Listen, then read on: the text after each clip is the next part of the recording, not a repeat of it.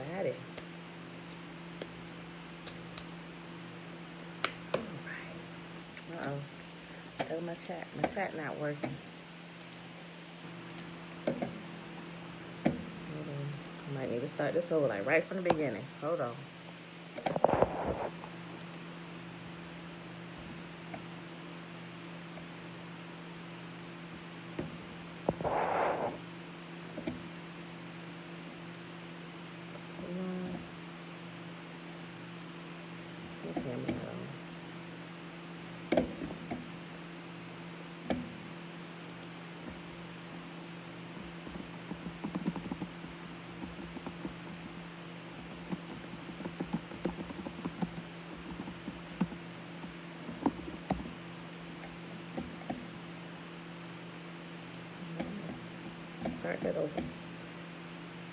Start it over real quick, Shayla.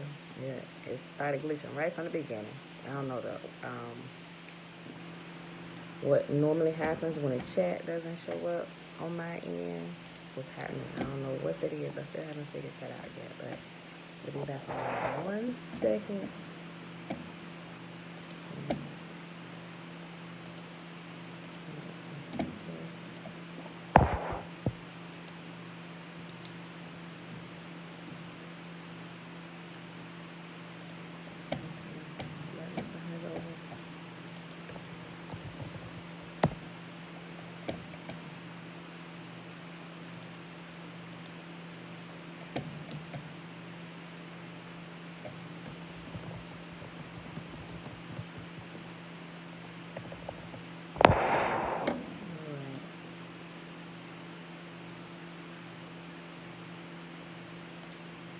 Okay, there we go.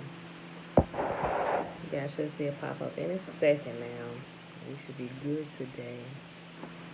I don't foresee any other strange things happening. All right, beautiful people.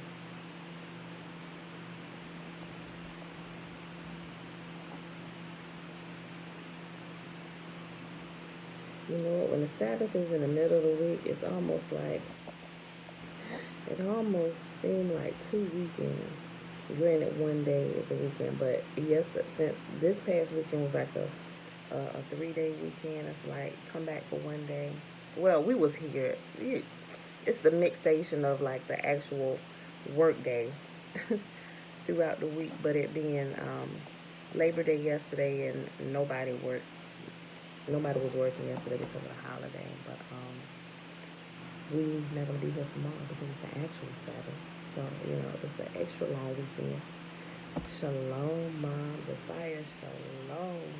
All right, beautiful people. So today, remember I mentioned the other day, we finished with Nehemiah, but I decided we're going to, again, break out the Sefer so we can read, 3rd Esdras and 4th Esdras, or 3rd Ezra and 4th Ezra.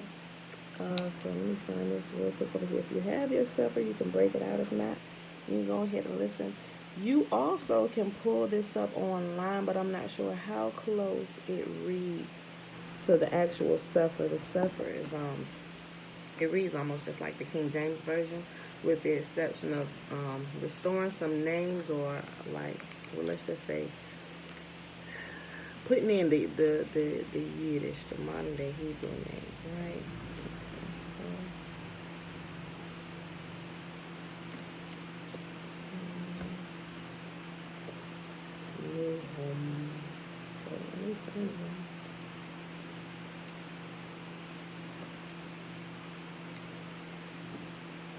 This is, there we go.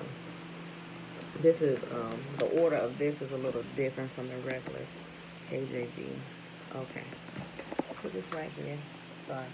Got my spot. So we're going to read from there for the next, probably it's like the next week or so, while we go through 3rd Ezra and 4th Ezra, also known as 1st Esdras and 2nd Esdras. Okay.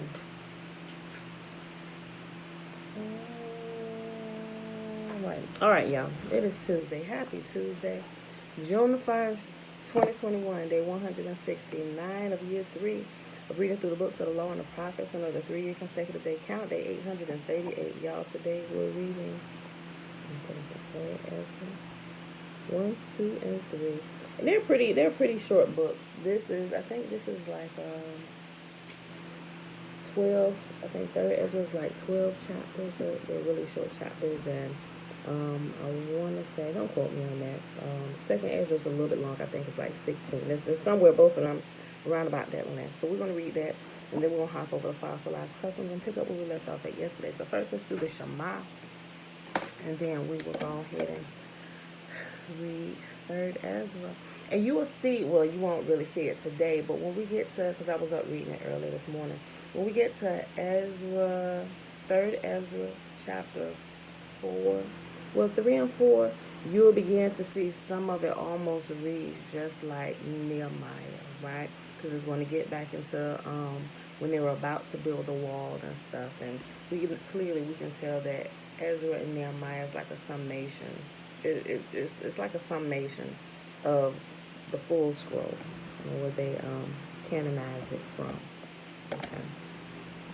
So let's hop on up here to the Shema. Shema Yisrael, YAHUAH. Okay. Deuteronomy chapter 6, starting at verse 3. Hear, therefore, O Israel, and observe to do it, that it may be well with you, and that you may increase mightily, as YAHUAH, the God of our fathers, has promised us in a land that flows with milk and honey. Hear, O Israel, YAHUAH, our God, He is one God.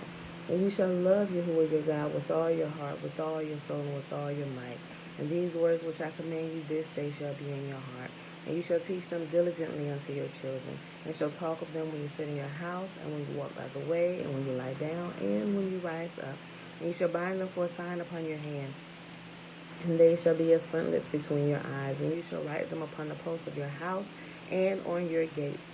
And YAHUAH commanded us to do all these statutes, to fear YAHUAH our God for our good always, that He might preserve us alive as it is at this day.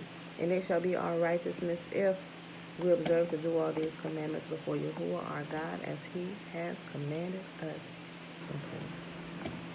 So let's go ahead and bring this up. If y'all have a Sefer, go ahead and pull it out if you haven't already. We are in 3rd Ezra. I'm sorry.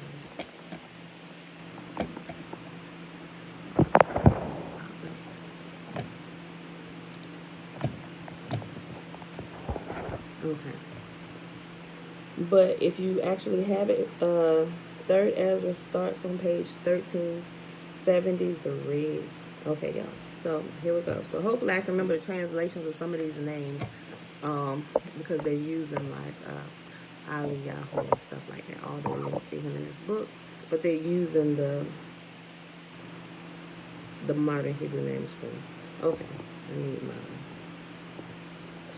Let's get one of these, please. Oh, wait a minute. Okay, now I'm here.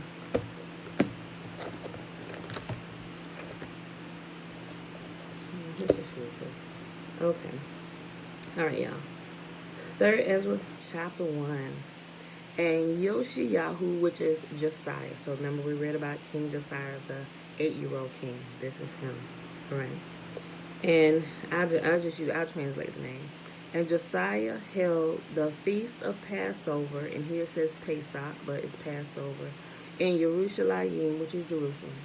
And Josiah held the feast of Passover in Jerusalem unto YAHUAH, and offered the Passover on the 14th day of the month, having set the priests according to their daily courses, being arrayed in long garments in the temple of YAHUAH.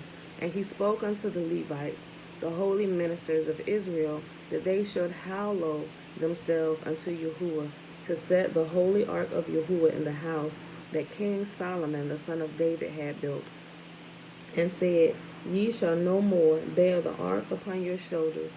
Now therefore serve YAHUAH Elohim, and minister unto his people Israel, and prepare you after your families and kindreds, according as David the king of Israel prescribed, and according to the magnificence of Solomon his sons, and standing in the temple according to the several dignity of the families of you Levites who minister in the presence of your brethren, the children of Israel.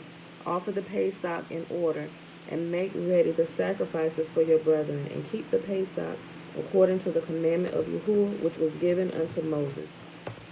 And here it calls him Moshe. And unto the people that were found there, Josiah gave 30,000 lambs and kids and 3,000 calves. These things were given of the king's allowance according as he promised to the people, to the priests, and to the Levites. And Yahu, who is this? I forget who this is. And I think, oh no, this is Hilkiah. Okay. And Hilkiah, Zechariah, and Yeliel, the governors of the temple, gave to the priests for the Passover offerings 2,600 sheep and 300 calves. And Jeconiah and Shemaiah and Nathaniel his brother and Yahu, I forget who that is, and Yeliel and Joram, captains over thousands, gave to the Levites for the Passover offerings 5,000 sheep and 700 calves. And when these things were done, the priests and Levites, having the matzah, or the unleavened bread, stood in very comely order according to the kindreds, and according to the several dignities of the fathers before the people, to offer to YAHUAH, as it is written in the Sefer of Moshe. And thus did they in the morning. And they roasted the Passover with fire, as appertains. As for the sacrifices, they sawed them in brass pots and pans with a good savor, and set them before all the people. And afterward they prepared for themselves and for the priests their brethren, the sons of Aaron. For the priests offered the fat until night, and the Levites prepared for themselves, and the priests their brethren, the sons of Aaron. The holy singers also, the sons of Asaph, were in their order according to the appointment of David, to wit, Asaph, Zechariah, Jeduthun, who was of the king's retinue. Moreover, the porters were at every gate. It was against Torah for any to go from his ordinary service, for their brethren the Levites prepared for them. Thus were the things that belonged to the sacrifices of YAHUAH accomplished in that day, that they might hold the Pesach and offer sacrifices upon the altar of YAHUAH according to the commandment of the King Josiah. According to the commandment of King Josiah. So the children of Israel, which were present, held the Passover at that time, and the feast of sweet bread 7 days. And here unleavened bread is translated as sweet bread. Such a Passover was not kept in Israel since the time of the prophet Samuel. Yea, all the kings of Israel held not such a Passover as Josiah and the priests and the Levites and the Hebrews held with all of Israel that were found dwelling in Jerusalem. In the 18th year of the reign of Josiah was this Pesach kept, and the works of Josiah were upright before YAHUAH with a heart full of holiness. As for the things that came to pass in his time, they were written in former times concerning those that sinned and did wickedly against YAHUAH above all people and kingdoms, and how they grieved him exceedingly, so that the words of YAHUAH rose up against Israel. Now after all these acts of Josiah, it came to pass that Pharaoh, the king of Mitzrayim, came to raise war. Remember, Mitzrayim is Egypt. So this part right here that we're about to read is about to sound familiar, because this is how King Josiah actually died, right? Okay. Now after all these acts of Josiah, it came to pass that Pharaoh, the king of Mitzrayim, came to raise war at Carchemish upon Perah, and Josiah went out against him. But the king of Mitzrayim sent to him, saying, What have I to do with you, O king of Judah? I am not sent out from YAHUAH Elohim against you, for my war is upon Perah, and now YAHUAH is with me. Yea, YAHUAH is with me, hastening me forward. Depart from me, and be not against YAHUAH. Howbeit, and this is almost word for word what we read over here in the Bible about Josiah in this particular incident. Howbeit, Josiah did not turn back his chariot from him, but undertook the fight with him, not regarding the words of the prophet Jeremiah spoken by the mouth of YAHUAH, but joined the battle with him in the plain of Megiddo. And the princes came against King Josiah. Then said the king unto his servants, Carry me away out of the battle, for I am very weak. And immediately his servants took him away out of the battle. Then he got up upon his second chariot, and being brought back to Jerusalem, died, and was buried in his father's sepulchre. And all in Judah, and in all Judah they mourned for Josiah. Yea, Jeremiah the prophet lamented for Josiah, and the chief men and the women made lamentation for him unto this day. And this was given out for an ordinance to be done continually in all the nation of Israel. These things are written in the Sefer of the stories of the kings of Judah, and every one of the acts that Josiah did, and his glory, and his understanding, and the Torah of YAHUAH, and the things that he had done before, and the things now recited, are reported in the Sefer of the kings of Israel and Judah. So he was struck with an arrow. That's how he died, y'all. And the people took Jehoahaz, the son of Josiah, and made him king instead of Josiah his father, when he was 23 years old. And he reigned in Judah and in Jerusalem 3 months. And then the king of Mitzrayim, or Egypt, deposed him from reigning in Jerusalem. And he set a tax upon the land of 100 talents of silver and 1 talent of gold. The king of Mitzrayim also made King Jehoiakim, his brother, king of Judah and Jerusalem. And he bound Jehoiakim and the nobles, but Xerxes, his brother, I forget who this was, how to pronounce this name, like they have it in KJV. But Xerxes, his brother, he apprehended and brought him out of Mitzrayim. 25 years old was Jehoiakim when he was made king in the land of Judah and Jerusalem. And he did evil before YAHUAH. Wherefore against him Nebuchadnezzar, the king of Babel, came up, and bound him with a chain of brass, and carried him into Babel. Nebuchadnezzar also took of the holy vessels of YAHUAH, and carried them away, and set them in his own temple at Babel. But those things that are reported of him, and of his uncleanness and impiety, are written in the chronicles of the kings. And Jehoiakim and his son reigned in his stead. He was made king being 18 years old, and reigned but 3 months and 10 days in Jerusalem, and did evil before YAHUAH. So after a year, Nebuchadnezzar sent and caused him to be brought into Babel with the holy vessels of YAHUAH, and made Zedekiah king of Judah and Jerusalem when he was 21 years old, and he reigned 11 years. And he did evil also in the sight of YAHUAH, and cared not for the words that were spoken unto him by the prophet Jeremiah from the mouth of YAHUAH. And after that, King Nebuchadnezzar had made him to swear by the name of YAHUAH. He forswear himself and rebelled, and hardening his neck, his heart, he transgressed the Torah of YAHUAH Elohim of Israel. The governors also of the people and of the priests did many things against the Torah, and passed all the pollutions of all nations, and defiled the temple of YAHUAH, which was sanctified in Jerusalem. Nevertheless, the Elohim of their fathers, or the God of their fathers, sent by his messenger to call them back, because he spared them and his tabernacle also.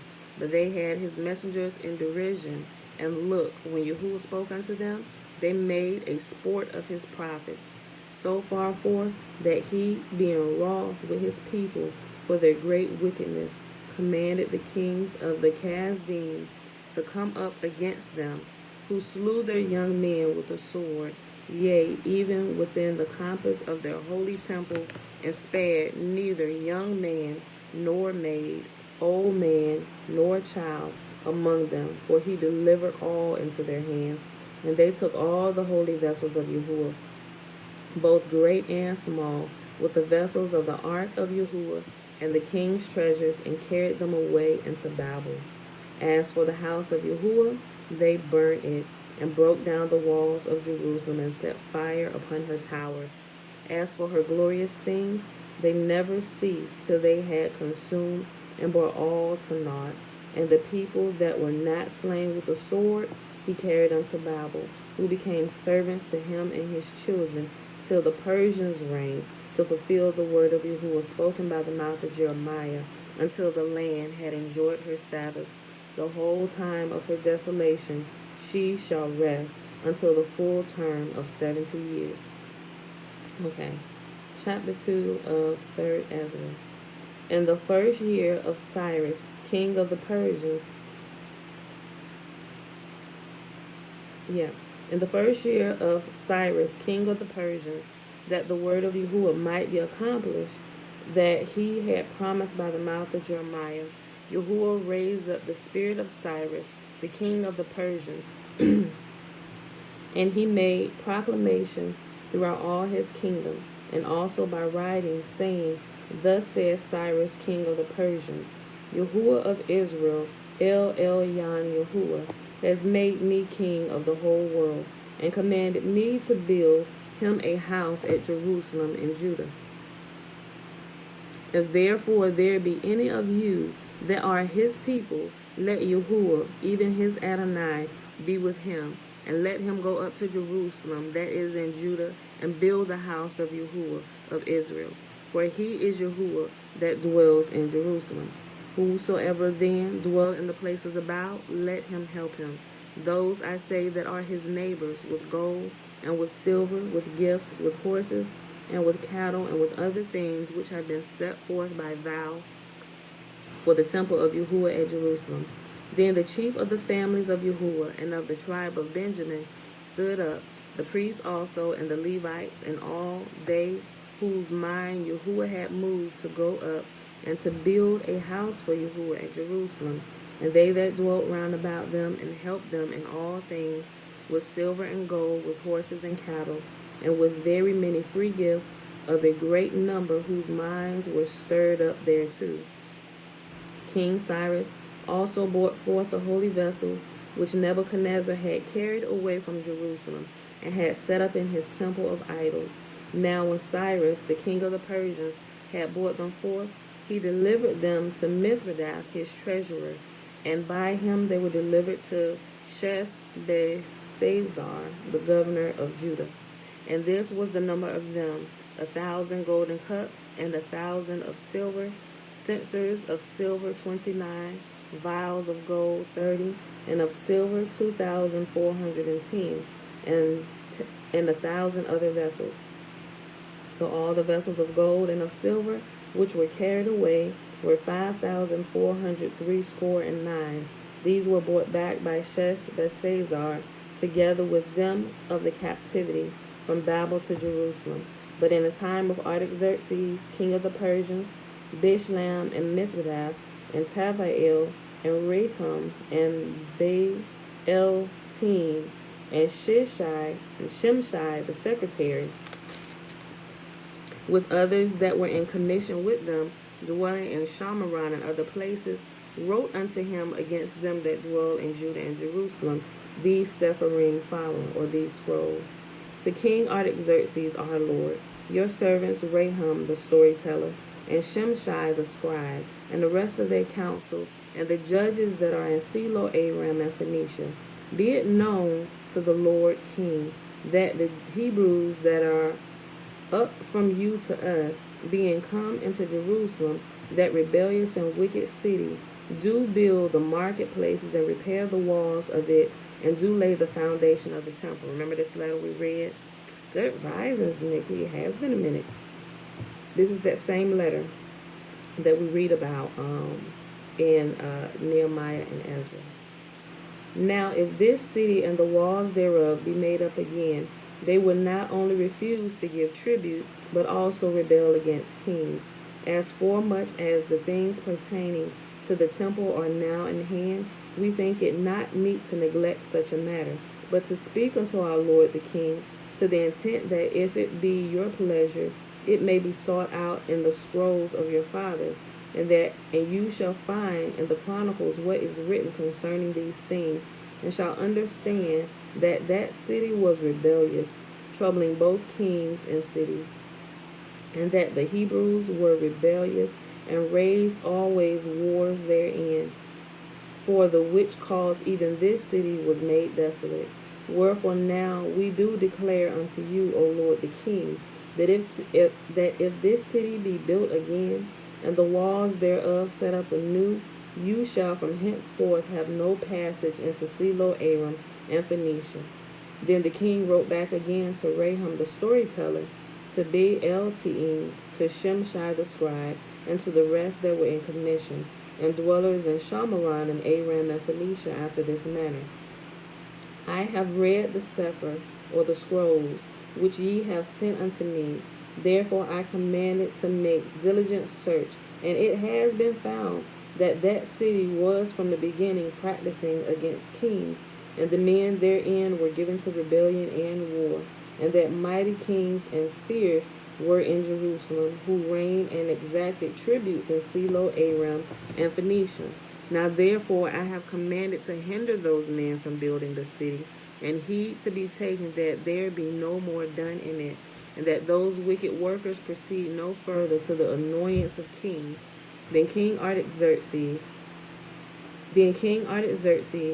his seraphim, or his scrolls being read, Raham, Shimshai the scribe, and the rest that were in commission with them, removing in haste toward Jerusalem with a troop of horsemen and a multitude of people in battle array, and began to hinder the builders, and the building of the temple in Jerusalem ceased until the 2nd year of the reign of Darius, the king of the Persians.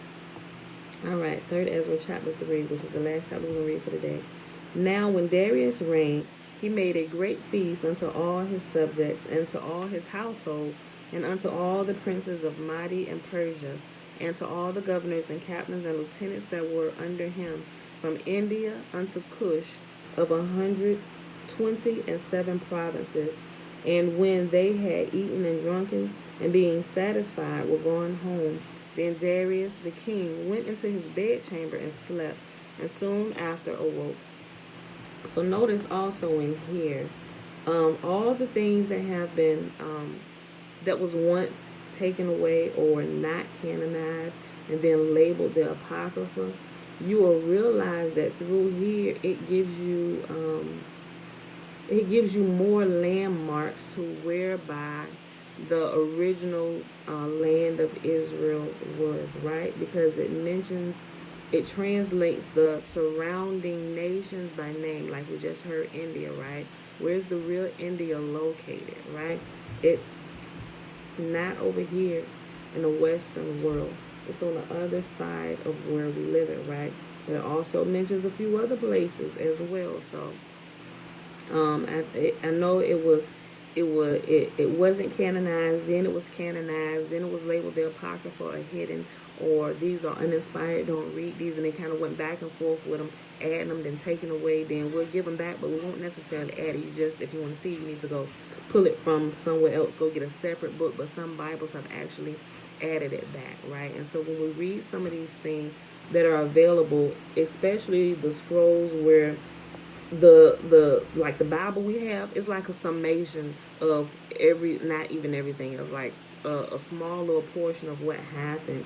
But if we read the other things, and not just the Apocrypha, but other letters and scrolls, we'll see that what we've been having that's canonized in the Holy Bible is literally like a summation. It just gives you like it really gives you bullet points, but it leaves out a lot of the detail, which we find out when we read other things that fill in different things that makes the Bible make sense in a lot of places. And it'll stop some of these wrong teachings and thoughts and theories that's been peddled and pushed without the surrounding evidence to confirm that no, that is impossible, right? So that's something else to think about if you have a Sefer, or if you have an Apocrypha, or some of the other scrolls that haven't been canonized, right?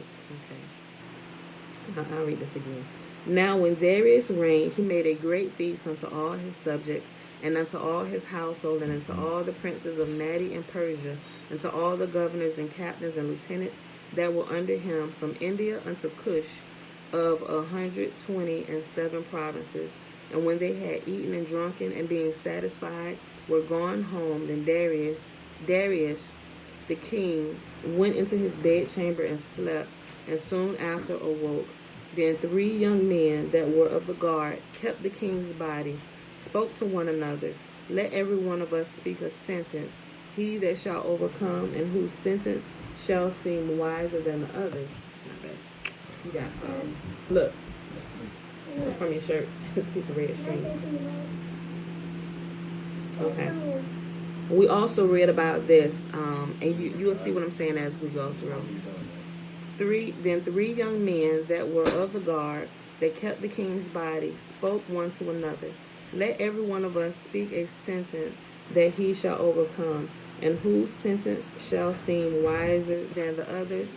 Unto him shall the king Darius give great gifts and great things in token of victory, as to be clothed in purple, to drink in gold, and to sleep upon gold, and a chariot with bridles of gold, and a head tire of fine linen, and a chain about his neck.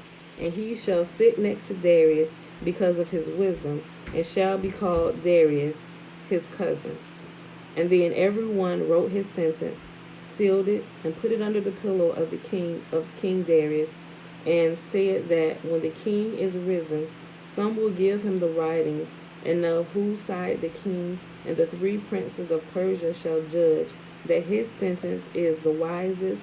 To him shall the victory be given, as was appointed.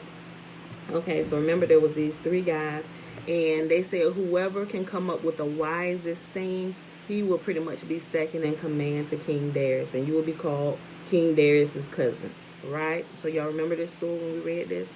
All right, you'll remember once I start going over what each of them wrote. Okay, the first wrote, wine is strongest. The second wrote, the king is strongest.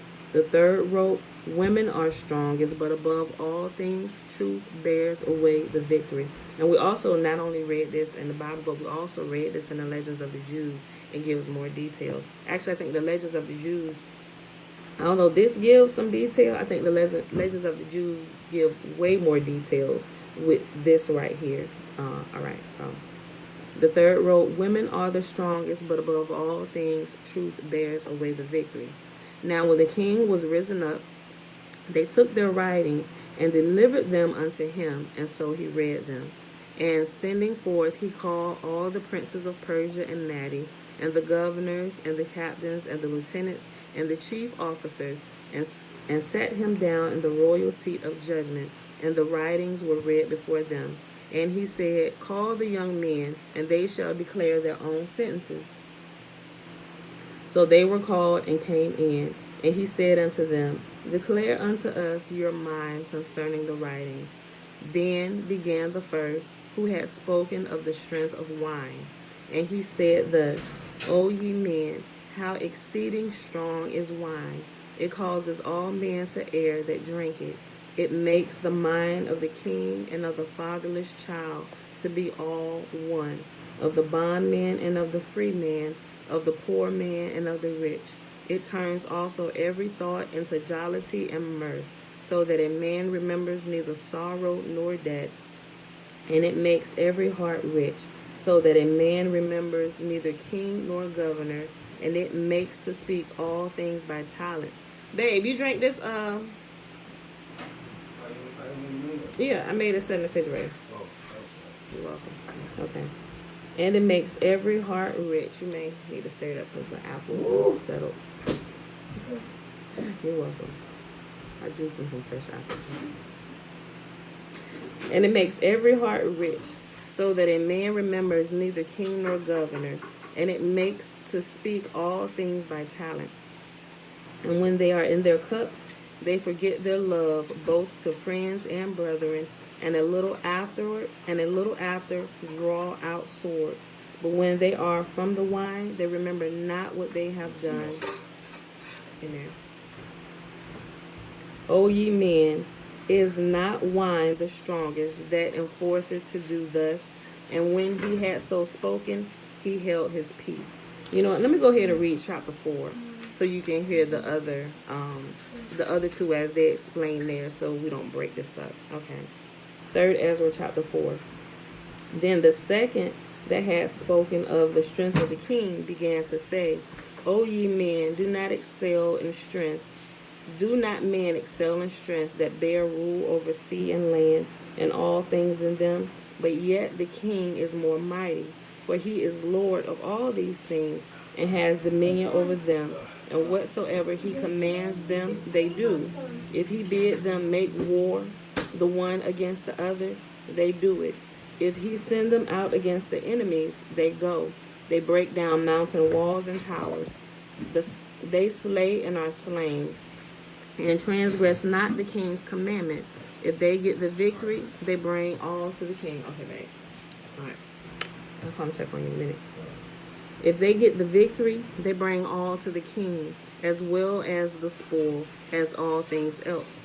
Likewise, for those that are no soldiers and have not to do with wars, but use husbandry, when they have reaped again that which they have sown, they bring it to the king, and compel one another to pay tribute unto the king. And yet he is but one man.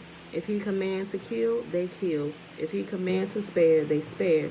If he command to smite, they smite. If he command to make desolate, they make desolate. If he command to build, they build. If he command to cut down, they cut down. If he command to plant, they plant. So all his people and his armies obey him. Furthermore, he lies down, he eats and drinks, and takes his rest. And these keep watch round about him. Neither may anyone depart and do his own business, neither disobey they him in anything. O ye men, how should not the king be mightiest, when in such sort he is obeyed? And he held his tongue. All right, so now we're about to get into the third one, when they said the woman is the strongest, but truth supersedes all of them. All right. And that was like a two-part answer from the third guy, right? Then the third, who had spoken of the woman and of the truth, this was Zerubbabel. He began to speak. O ye men, it is not the great king, nor the multitude of men, neither is it wine that excels. Who is it then that rules them, or has the lordship over them? Are they not women? Women have borne the king, and all the people that bear rule by sea and land. Even of them came they, and they nourished them up that planted the vineyards. From hence when wine come, from hence the wine comes. These also make garments for men. These bring glory unto men, and without women men cannot be. Yea, and if men have gathered together gold and silver, or any other goodly thing, do they not love a woman which is comely in favor and beauty? And letting all those things go, do they not gape, and even with open mouth fix their eyes fast on her? And have not all men more desire unto her than unto silver or gold, or any good thing whatsoever? A man leaves his own father that brought him up, and his own country, and cleaves unto his woman.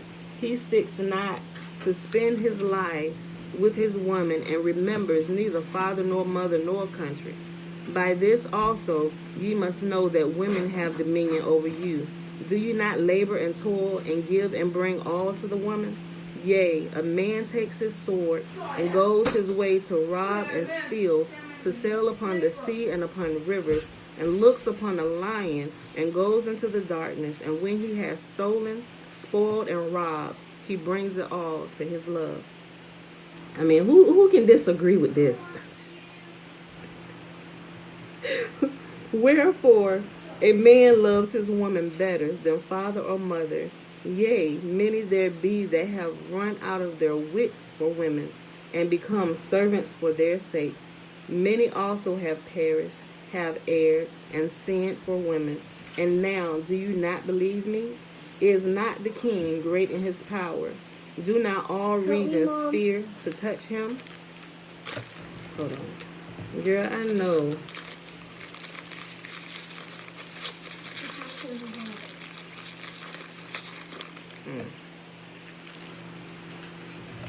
Okay. Many have also perished, have erred, and sinned for women.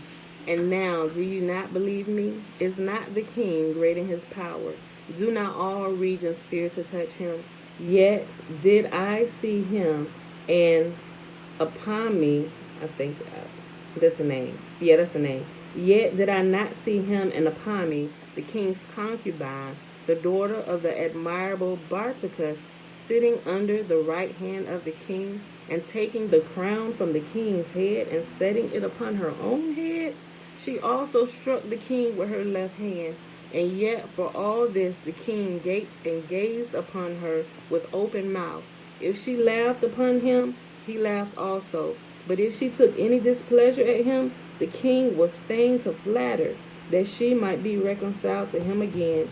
O ye men, how can it be but women should be the strong, seeing they do thus? Then the king and the princes looked upon one another.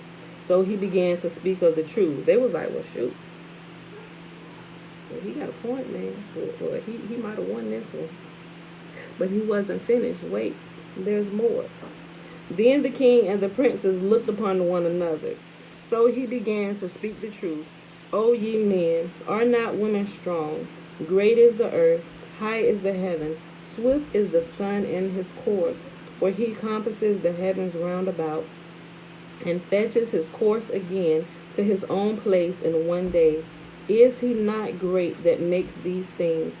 For great is the truth, and stronger than all things. All earth cries upon the truth, and the heaven blesses it.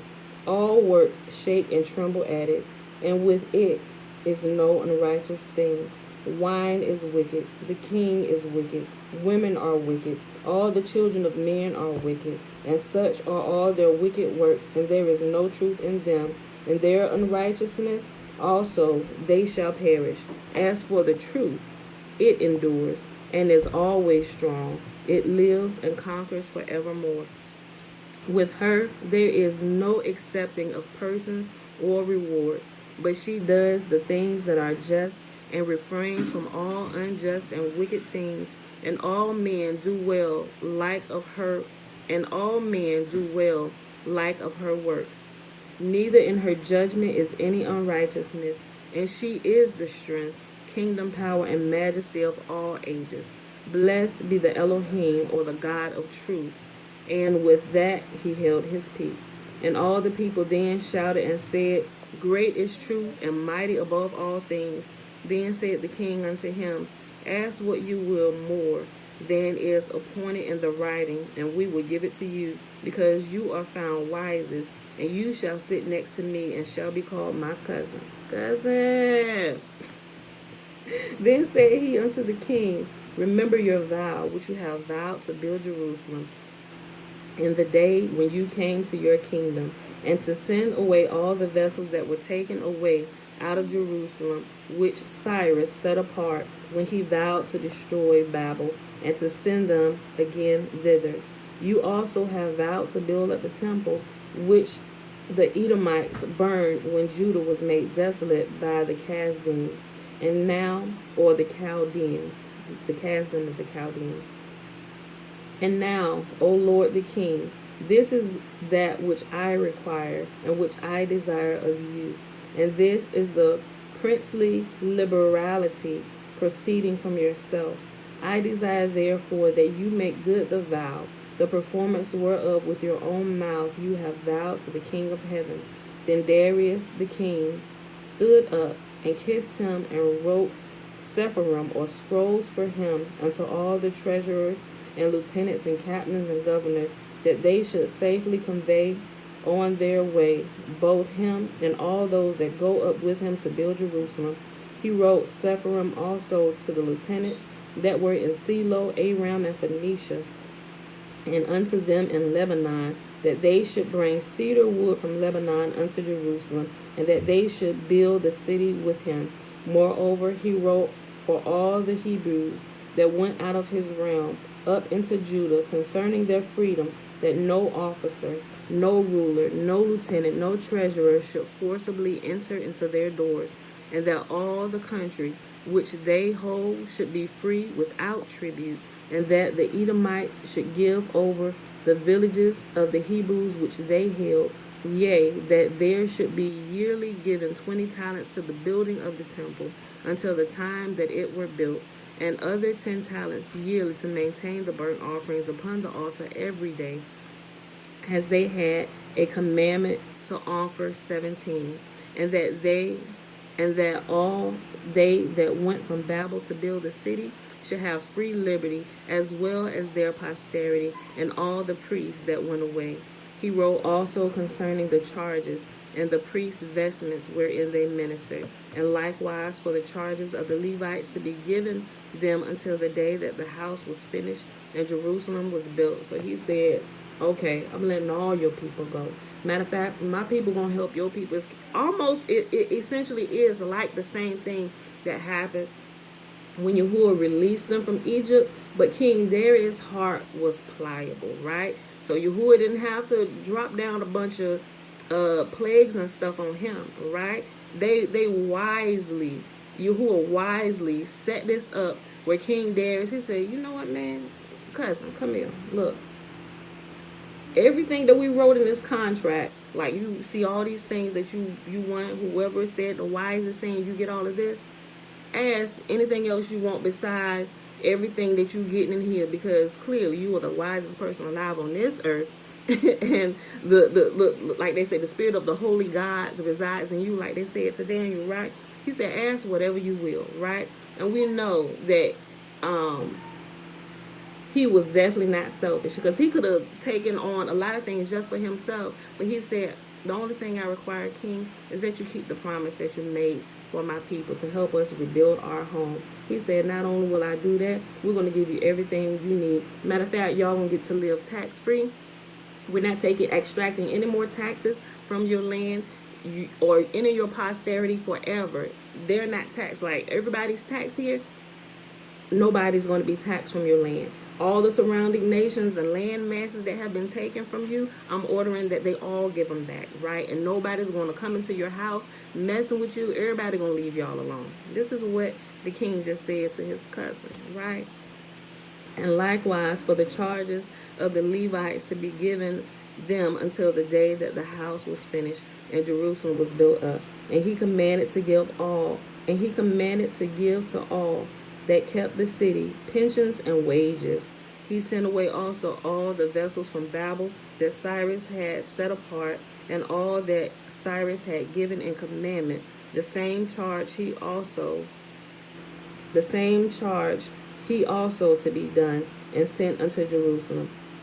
Now when this young man was gone forth, he lifted up his face to heaven toward Jerusalem, and praised the King of heaven, and said, from you comes victory, from you comes wisdom, and yours is the glory, and I am your servant. Blessed are you who have given me wisdom, for to you I give thanks, O Yahuwah of our fathers. So he took the Sepharim, or the scrolls, and went out and came unto Babel, and told it to all his brethren. And they praised the Elohim of their fathers, because he had given them freedom and liberty to go up and build Jerusalem and the temple which is called by his name.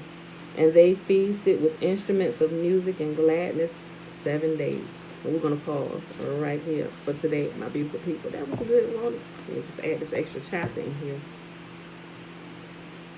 All right. So that was 3rd Ezra.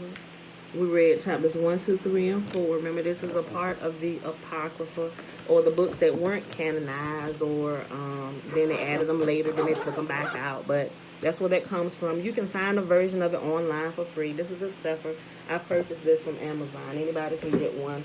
I'm not sure what the price is of it now, but when I purchased it, it was $100. So I don't know. They may have a discount. But they do have an online version of it. You can download the online version, and the online version, last time I checked, it was half the price. So it was like $49. I'm not sure what the price is today. Like I said, I purchased them over a year ago. So, but if you want it, you can have it. But if not, there's also an online version that is absolutely free. You know, so use the free version if that's what you need. All right. Okay, so I'm trying to get this because my little girl baby to move my chair that I normally sit this on, so I make sure it don't fall off the table. So let's hop on over here to Fossilized Customs. Do me a favor, Tootie. Give me that. Push that chair back over here, please. And we stopped on page 124. Put it over here. Help me now. If you gave that to Zay, why can't he open his own? Or you telling me this for Zay, but when you get around the corner, you really gonna eat it? That's what you gonna eat it when you get around the corner. You ain't had a lie. You could have just said, I want another one.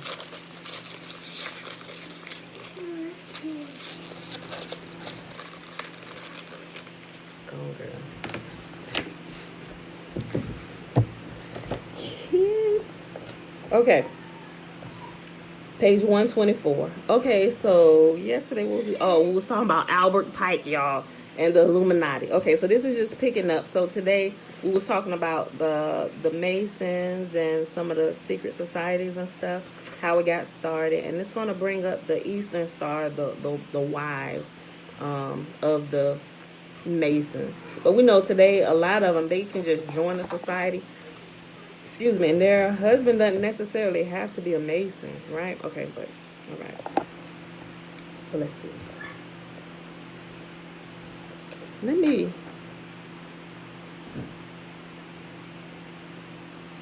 read this last paragraph from yesterday. And then we'll go right in. Who we at? 49 minutes. Okay, I'm going to read this. I'm going to go back to page 123, and I'm going to start reading this last paragraph. Okay, where it says until recently, where it tells you about the Mazzini-Pike plan and what the ultimate goal of world domination. Look, y'all, when I put yesterday my title, I had the code word my title because apparently I said another trigger word or whatever. And when you pulled it up, my mom actually called and told me it was the new world order. Clearly is another trigger word, right?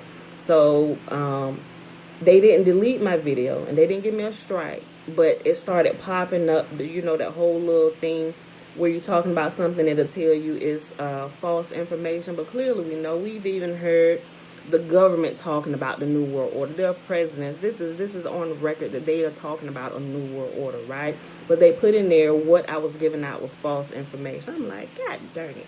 You know, so what I had to do, I wasn't sure if it was going to still pick up my voice going through it saying it, but what I did, I changed the title and I changed some of the letters to numbers where you can still read the title saying New World Order. And I had to change it in my description box as well. So after I did that, and about 5 minutes later, I checked it. Once it updated in its algorithm, it automatically removed because it didn't recognize the new way I spelled it. So hopefully it'll stay that way. So if you see it pop back up, we all clearly know that the New World Order is something that the government even now currently talks about, right? Okay, so I just want to share that with you just in case you saw it and then you saw it disappear. You weren't sure what was going on. So that's what it was. Okay. I went back to page 123. Until recently, this letter, so the letter that it's talking about is the letter that Albert Pike wrote to the different levels of the Freemasons and stuff, and the different levels of truth and understanding that they have. And he said it's not until you reach like the higher levels in Masonry to where you actually realize that the God you're worshiping is not the God who created heaven and earth. They outright tell you, and they call him by name. They say we worship Lucifer.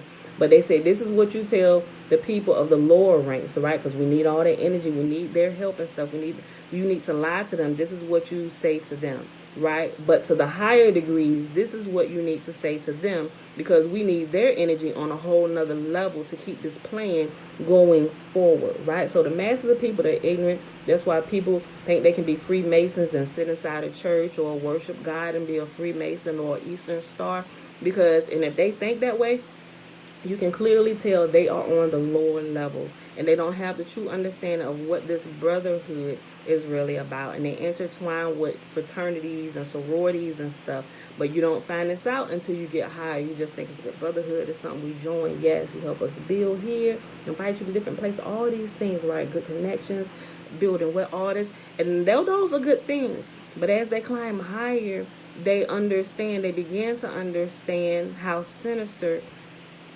their plans are for what they're doing, and some choose to back out of it completely.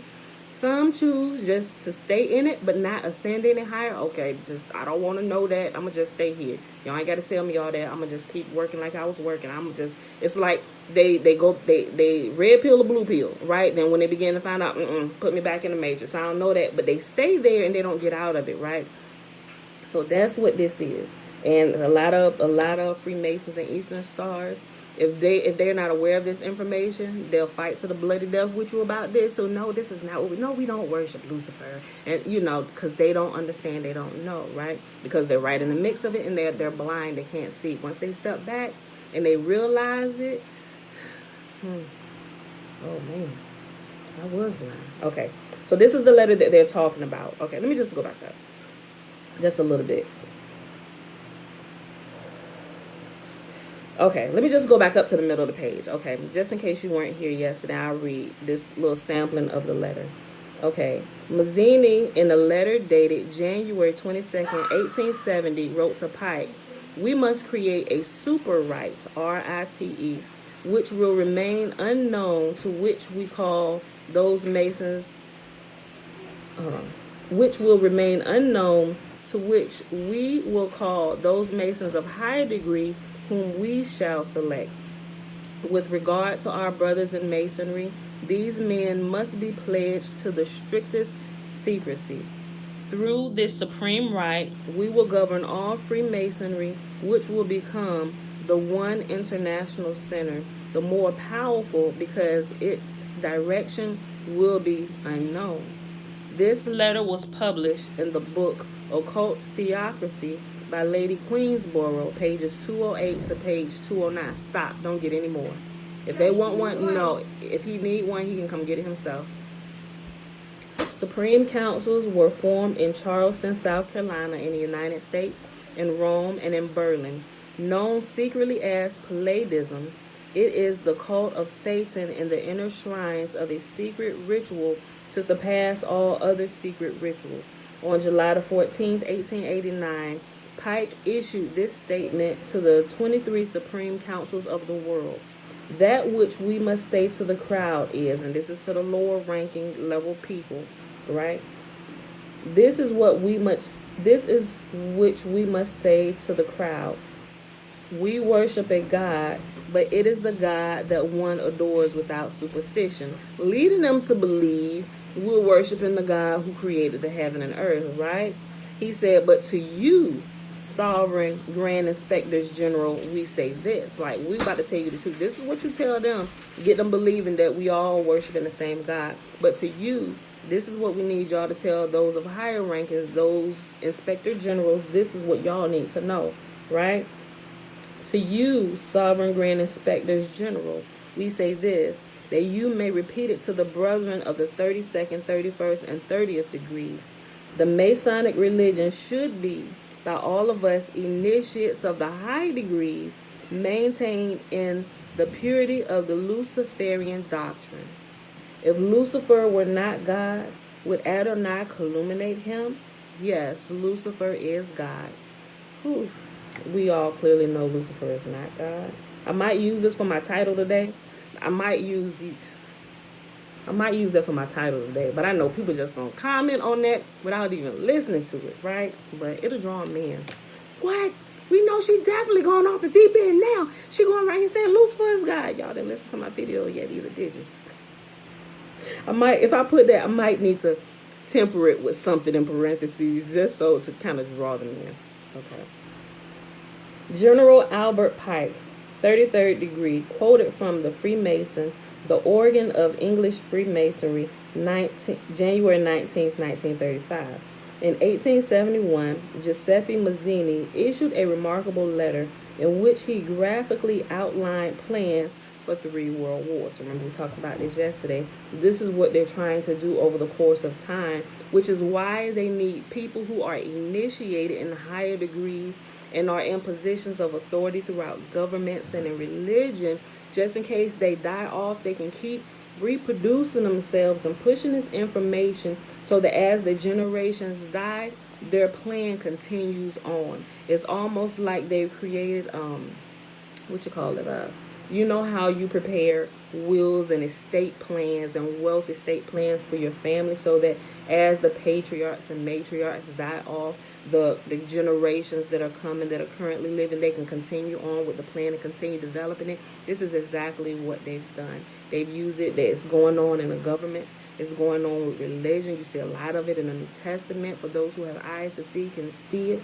And those who are fighting against it, you can consider them to be of the lower ranking masses who are sheep being led to the slaughter, right? And that are saying like, well, this is all coming to pass. Of course this is coming to pass. It's a part of their wealth inheritance will that they've set up for the generations to keep this going as they die off, right? Look, listen. General Albert Pike, 33rd degree, quoted from the Freemason, the Organ of English Freemasonry, January 19, 1935. In 1871, Giuseppe Mazzini issued a remarkable letter in which he graphically outlined plans for 3 wars. Until recently, this letter was on display in the British Museum in London. Pike aided in making this plan known in the U.S. It was a blueprint for 3 wars called the Mazzini-Pike Plan. Its ultimate goal was eventual world domination. The letter outlined 3 relatively simple strategies. It called for communism, fascism, and the struggle for the Mideast to foment 3 global wars and at least 2 major revolutions. World War I was to destroy the Tsarist government of Russia and replace it with militant atheism. World War II would begin by manipulating Great Britain and Germany to achieve a global war, which was done almost single-handedly by Adolf Hitler. World War III of the Mazzini-Pike blueprint called for the firing up of the controversy between the Israeli and the Muslim world. They hoped that the Zionists and the Muslims would destroy one another and bring the rest of the world into a final conflict. The Great Battle would usher in a complete social, political, and economic chaos. To fill the void created by the Great Battle would come a world government headed by the Illuminati. In Illuminati doctrine, Lucifer is God and Satanism is heresy, right? Okay, so now we pick up where we start today on page 124, and it says, end of internet data.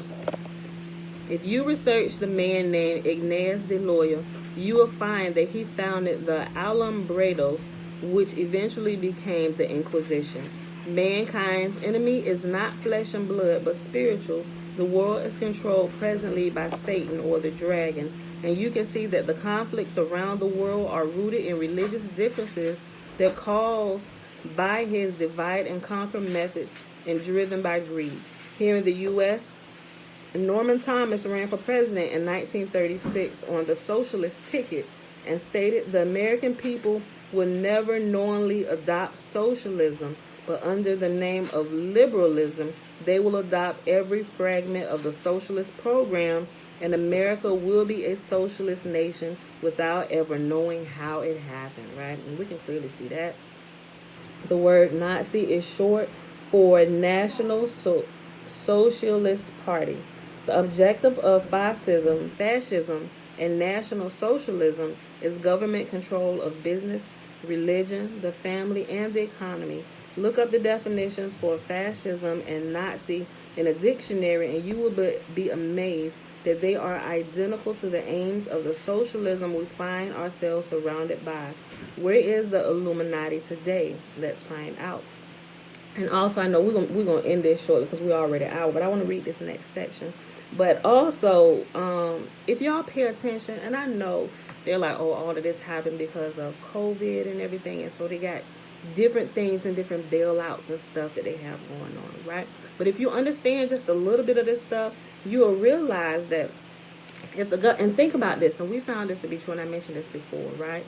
So with COVID going on and unemployment and all this stuff, it's hard to get, it's not a lot of people, but it is a lot of people who are choosing not to go back to work because they get paid more in unemployment by not working, right? So when we need help for some of our extra jobs, it's hard to get extra manpower from some of the manpower services that we have a contract with. They said, well, we're sorry, it's hard to get people to come in. They're getting unemployment, and unemployment is paying them more than them actually working hours, right? So what's happening? If you look at that just a little bit deeper, you don't really got to do too much digging with that. If you look at that, look at how the government keeps giving handouts. What it's doing, is you almost. My husband was talking about this the other day. Trina, that's why hey girl, hey, the think about when there was a famine going on and how Israel actually got into the land of Egypt, right? Remember what began to happen? As the famine happened, they began to go up to Egypt for food.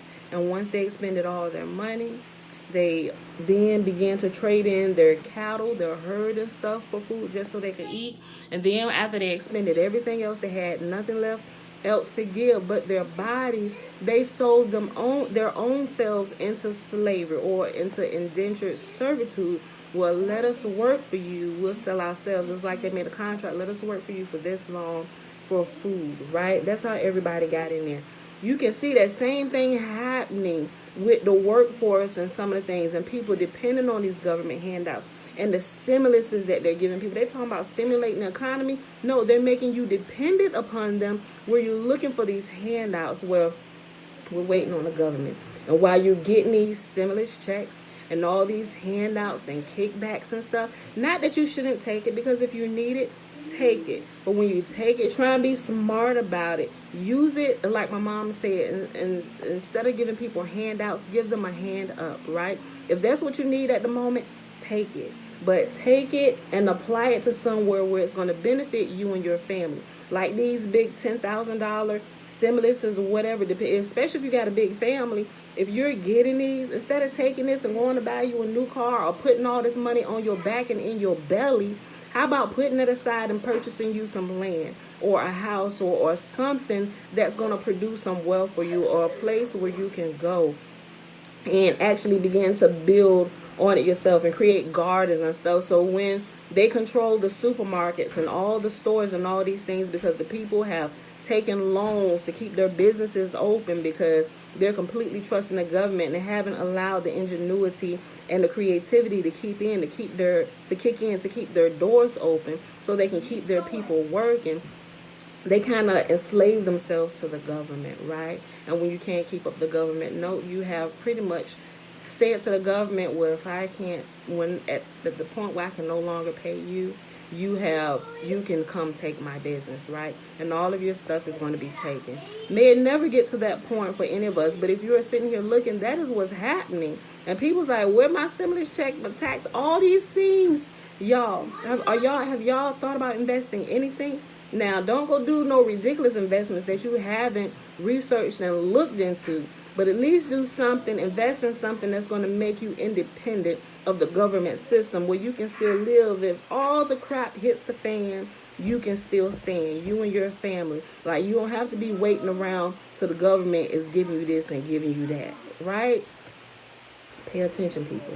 You can see this plan unraveling. This has been in effect for millennia. If you have the history, you go back, you can see this stuff happening through the years. This plan that they're talking about, this has been in effect for a very long time, right? We've been born into this beast system that has been ongoing for over 2,000 years. And they're about at the point of world domination, where the UN takes over, right? With all this stuff. That's what they're trying to do. They're trying to keep these wars going. With the stuff that's happening in Palestine and Israel, all this stuff, right? So just in case you weren't paying attention. And I'm going to read this last section. But if you got to go to work, people, go to work. Where is the Illuminati today? Let's find out. The Jesuit Illuminati and Council on Foreign Relations. The excerpt by Myron Pagan. Now then, this satanic plot was launched back in the 1760s when it first came into existence under the name Illuminati. The Illuminati was organized by Adam Weishaupt. Born a Jew, he converted to Catholicism and became a Catholic priest.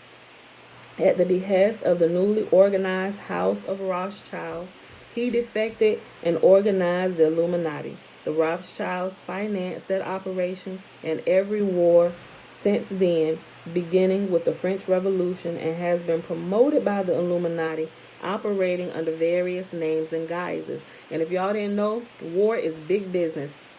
The United States and everybody, they will call a war at any hot second because it allows them to continue keep using money, and they can call like the hurricanes and all these things, the hurricanes that they call them and that never show up.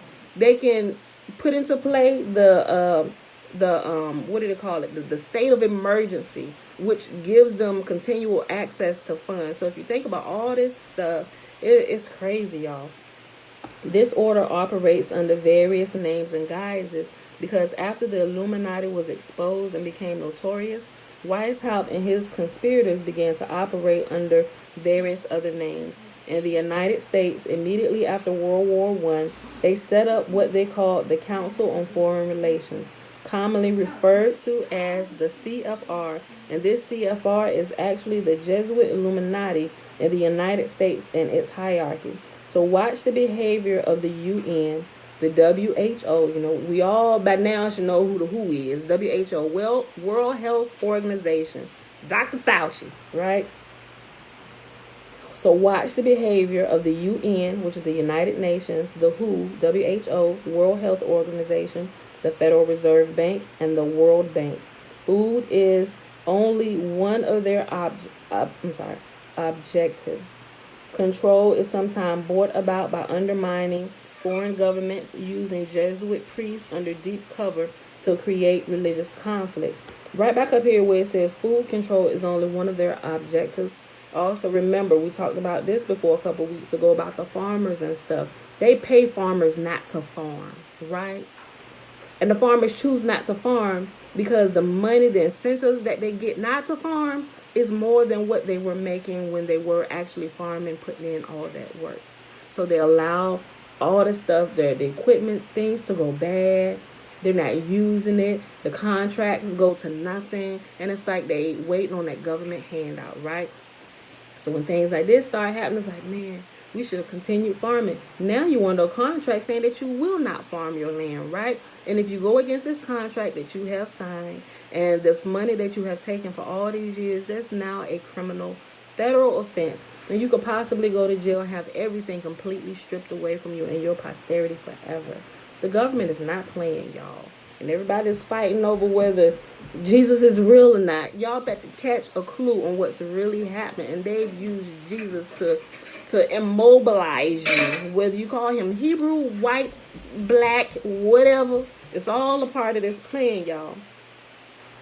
Using Jesuit, food control is only one of their objectives. Control is sometimes brought about by undermining foreign governments, using Jesuit priests under deep cover to create religious conflicts. Let me just say one more thing, because I said that.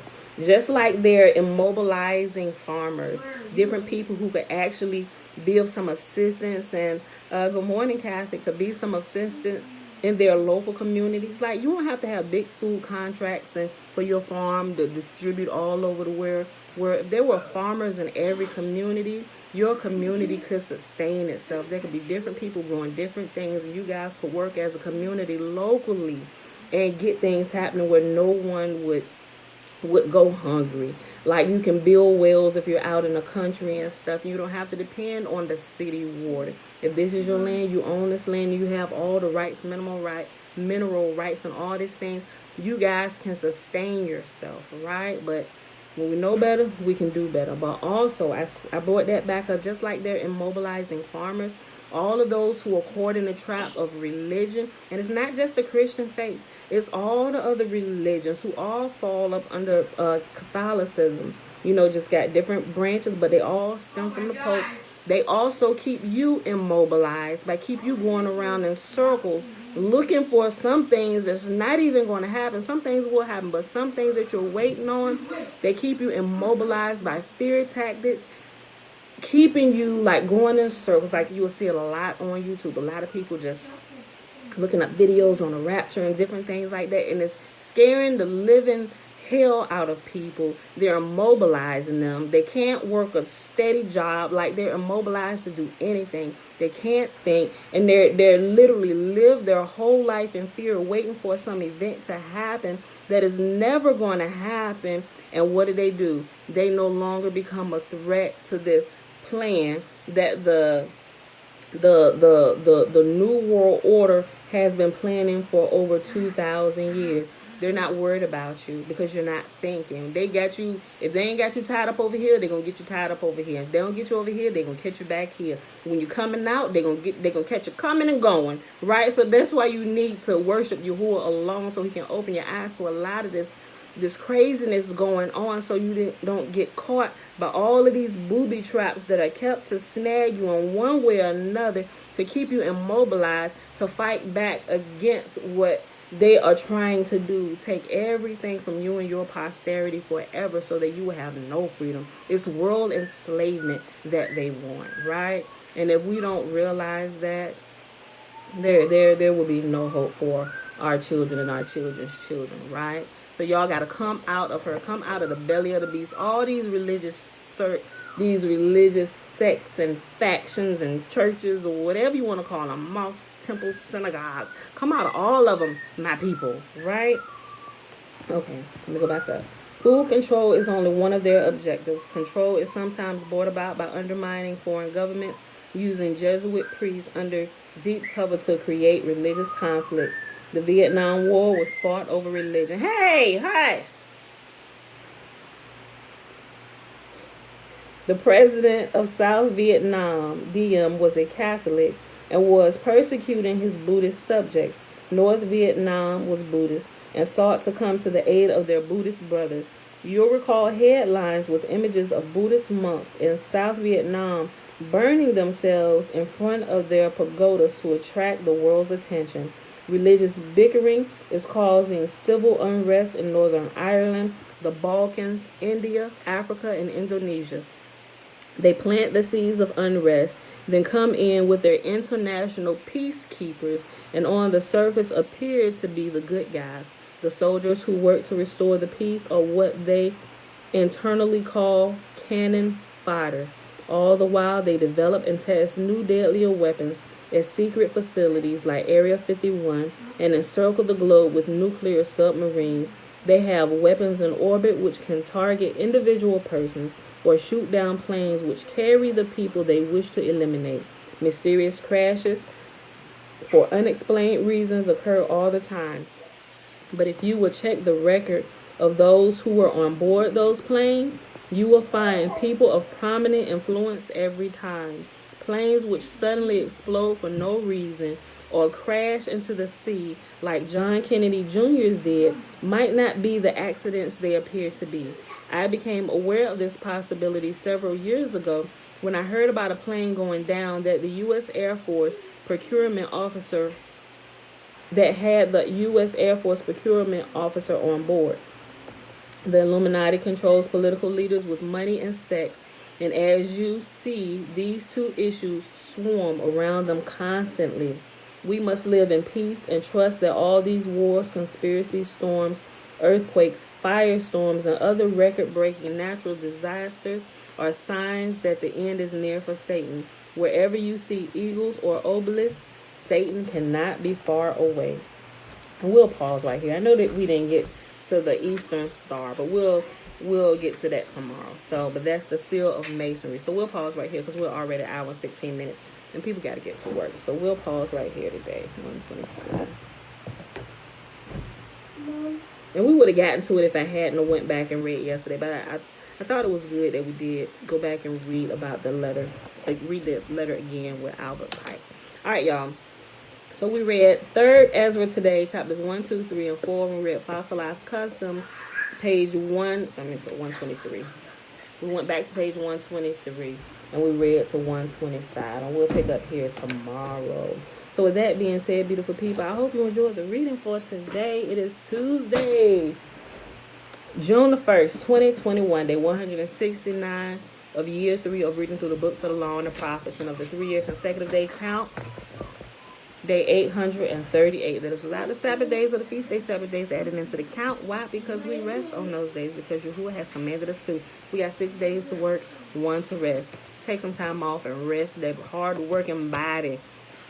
So let's go ahead and do the blessing, which is found in Numbers chapter 6, verses 22 through 27.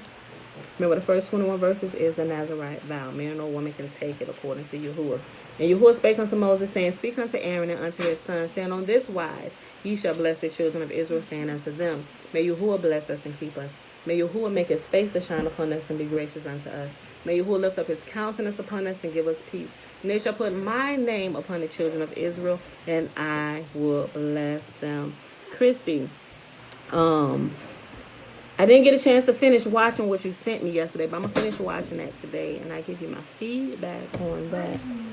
What book are you in? Late to the party. Oh, we are in 3rd Ezra, which is found in the Apocrypha. So we read chapters 1, 2, 3, and 4 today. And, of course, Fossilized customs. All right. All right, no questions over here on YouTube. So with that being said, beautiful people, we out of here. I'll see y'all here tomorrow bright. Wait, hold on, no. We won't. I won't see you here tomorrow. Tomorrow is the Sabbath. In this moon cycle, people, I won't see y'all back here till Thursday. So I see y'all Thursday morning, July the 3rd, 2021, 7:15 a.m. Eastern Standard Time. Peace. Nope, I got it.